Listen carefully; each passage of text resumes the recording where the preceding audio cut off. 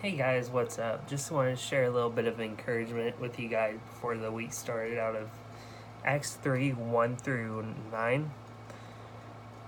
One day, Peter and John were going up to the temple at the time of prayer at 3 in the afternoon. Now, a man crippled from birth was being carried to the temple called Beautiful, where he was put there every day to beg from those going into the temple courts. When he saw Peter and John about to enter, he asked them for money. Peter looked straight at him, and so did John. Then Peter said, "Look at us." So the man gave them his attention, expecting to get something from them. Then Peter boldly said, "Silver and gold I do not have, but what I have I give to you in the name of Jesus Christ of Nazareth. Walk." Taking him by the right hand, he helped him up, and instantly the man's feet and ankles became strong. He jumped to his feet, and he began to walk. Then he went with them into the temple courts, walking and jumping and praising God. When all the people saw him walking and praising God, they recognized him as the same man who used to sit begging at the temple gate called Beautiful, and they were filled with wonder and amazement at what had happened to him.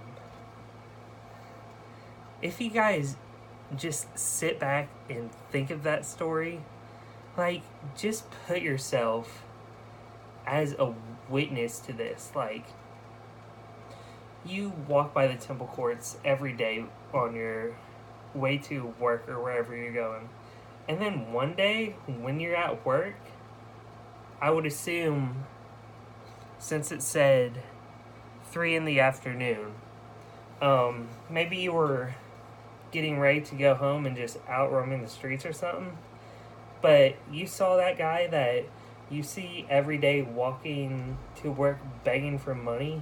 You see him actually walking, and you know he's a beggar, so that must mean he was unable to walk. But just think, what would you do in a situation that if you saw this miracle, you would want to know what happened. But it said,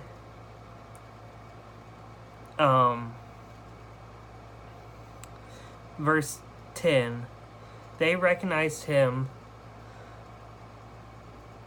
as the same man who used to sit begging at the temple gate called Beautiful, and they were filled with wonder and amazement at what had happened to him.